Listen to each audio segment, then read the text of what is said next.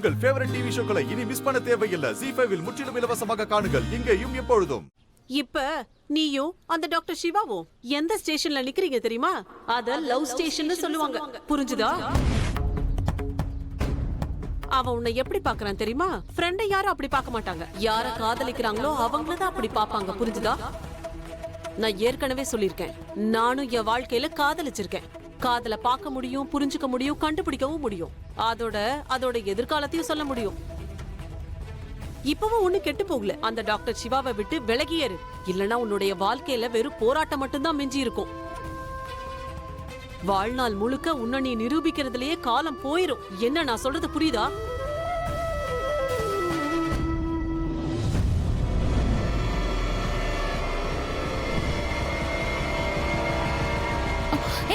சக்தி, சக்தி என்னாச்சு?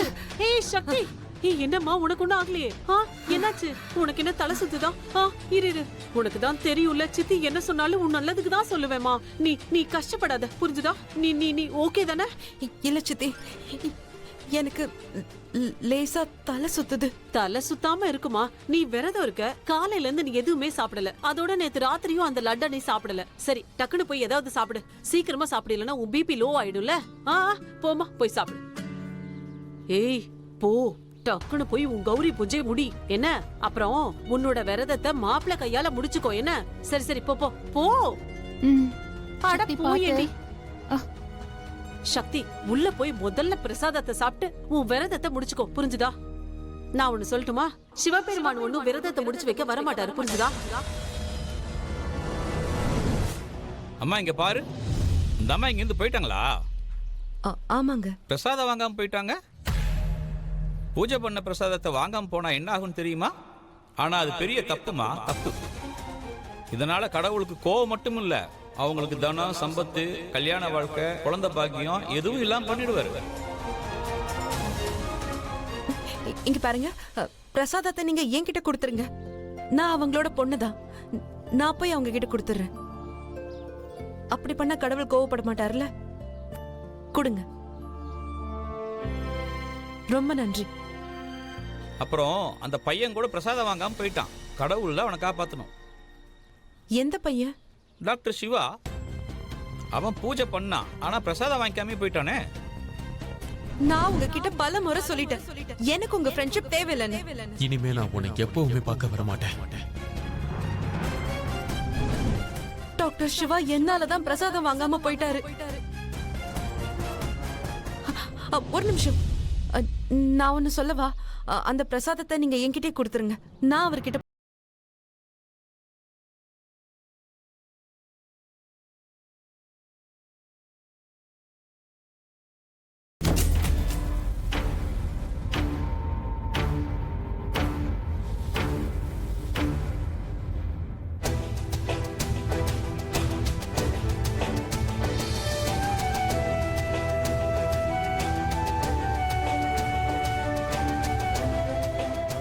மனுஷங்களோட நட்பு வச்சுக்கிறீங்களோ இல்லையோ, ஒரு நாளும் சிவனோட ஃப்ரெண்ட்ஷிப்பை கட் பண்ண கூடாது.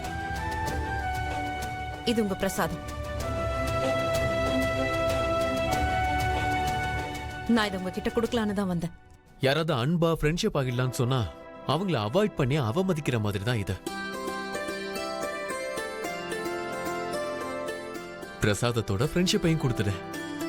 நீங்க ஏன் இவ்வளவு பிடிவாதம் பிடிக்கிறீங்க?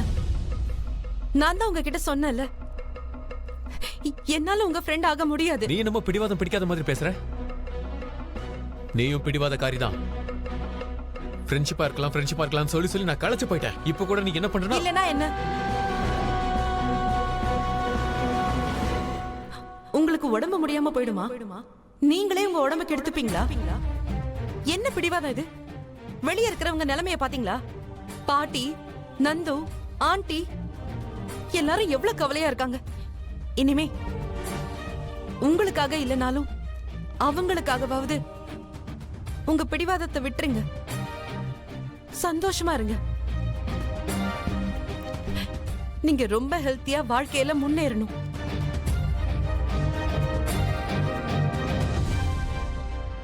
நான் என்னமோ அவ ஃப்ரெண்ட்ஷிப் பண்ணதான் வந்திருப்பாளோன்னு நினைச்சேன். பிரசாதம் குடுக்கறதுக்கு வந்தாலாம். நீங்க வேணா பாருங்க, நானும் இனிமே அவ பின்னாடி அலைஞ்சிட்டுலாம் போக மாட்டேன். ஏன்? அவ ஃப்ரெண்ட்ஷிப்பே வச்சுக்க விரும்பலைங்கும் போது நான் ஏன் அவ பின்னாடி போகணும்? அப்ப அவ என்ன சொன்னாளோ அத நீ கேட்ட. ஆனா அவ முகம் என்ன சொல்லுச்சோ, அவ செஞ்ச செயல் என்ன சொல்லுச்சோ, அது உன் காதுல கேட்கலையா? நீங்க எதை சொல்றீங்க?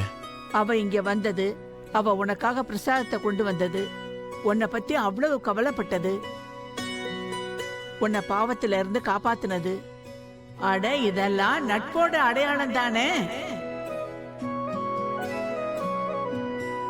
இங்க பாருங்க பாட்டிமா, எனக்கு அது எல்லாமே தெரியுது. அதனாலதான் நான் அவ ஃப்ரெண்ட் ஆகணும்னு நினைக்கிறேன். இங்க பாருங்க, அவ எல்லாத்தையுமே ஏத்துக்க தயாரா தான் இருக்கா. ஆனா ஃப்ரெண்டுன்னு சொன்னா மட்டும் அவ ஏத்துக்கவே மாட்டேங்கிறா. அதான் எனக்கு ஒண்ணும் புரியல. என்னோட வெகுளி புள்ள, பொண்ணுங்க எல்லாரும் அப்படித்தாண்டா இருப்பாங்க. அவங்கள சம்மதிக்க வைக்கணும். நான் உன்னோட ஃப்ரெண்டு தானு அடிக்கடி அவளுக்கு உணர்த்திக்கிட்டே இருக்கணும். அவங்க மனசுல எவ்வளவு சந்தேகம் இருந்தாலும் அதை கிளியர் பண்ணி ஆகணும். ஓகே, சமாதானம் பண்ணணும், கிளியர் பண்ணணும், இல்லனா அவளுக்கு உணர்த்தணும். இதெல்லாம் நான் எப்படி செய்யறது? சக்தி ஜென்மாஷ்டமிக்கு ராதா சிஸ்டர் வீட்டுக்கு போறா. அவ அக்காக்கு கல்யாணம்ல, அந்த இன்விடேஷன் வைக்க ராதா சிஸ்டரை பாக்குறதுக்காக.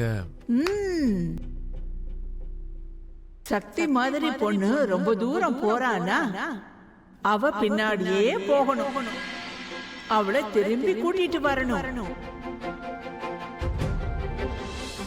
அவ பின்னாலே போ. உன்னோட வண்டியை எடு, டமருவ உன்னோட முன்னாடி சீட்ல உட்கார வை. வாட் an ஐடியா பாட்டி. இப்போ அந்த இடத்துல இருந்து எங்க ஃப்ரெண்ட்ஷிப் ஸ்டார்ட் ஆக போகுது.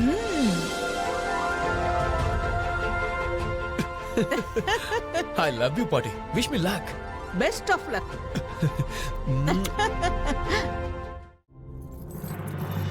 அட நில்லுப்பா, எங்க போற நீ? இங்க பாருங்க சித்தி, நான் ஒரு முக்கியமான வேலையா போறேன். நான் வந்து உங்கள்கிட்ட பேசுறேன். Okay, bye. என்ன சொல்றான் இவன்? அத்தை, நீங்க ஏன் சிவாவை தனியா போக விட்டீங்க? அந்த சம்பவம் நடந்து 6 வருஷம் ஆயிடுச்சு. அந்த சம்பவத்துக்கு பிறகு சிவா இந்த ஊரை விட்டு எங்கேயும் போனதே இல்ல. எனக்கு ரொம்ப கவலையா இருக்கு அத்தை. கவலைப்படாத மருமகளே, இதை விட நல்ல வாய்ப்பு வேற என்ன இருக்க முடியும்? அந்த கிருஷ்ணரை தரிசனம் பண்ண மாதிரியே ஆயிடும். உனக்கு தான் தெரியும்ல, மோகன் பிறந்தப்போ சிவனே உருமாறி பூமிக்கு இறங்கி வந்தாரு அவரை தரிசிக்கிறதுக்காக. யாருக்கு தெரியும், நம்ம சிவாவுக்கும் எந்த மோகனுடைய தரிசனமாவது கிடைச்சி அவ வாழ்க்கையில் இருக்கிற எல்லா பிரச்சனையும் விலகி போயிடணும். அதோட அவன் எங்க தனியா போயிருக்கான்? சக்தி போயிருக்கிற இடத்துக்கு தான் நம்மள பார்க்க போயிருக்கான். இத நான் தடுத்தே ஆகணும். எந்த வேலையை ராதா செய்ய முடியலையோ அந்த வேலைய வேற ஒரு சக்தி செய்வா. சிவாவுடைய கல்யாணம் நடந்தே தீரும். அதோட சிவாவுடைய சக்தி உன்னுடைய வாழ்க்கையில அடியெடுத்து வைக்கதான் போறா. அவ உன்னுடைய வாழ்க்கையில அழிவை உண்டாக்குவா. ஜீ5 ஆப்பை டவுன்லோட் செய்து அனைத்து எபிசோடுகளையும் இலவசமாக பாருங்க.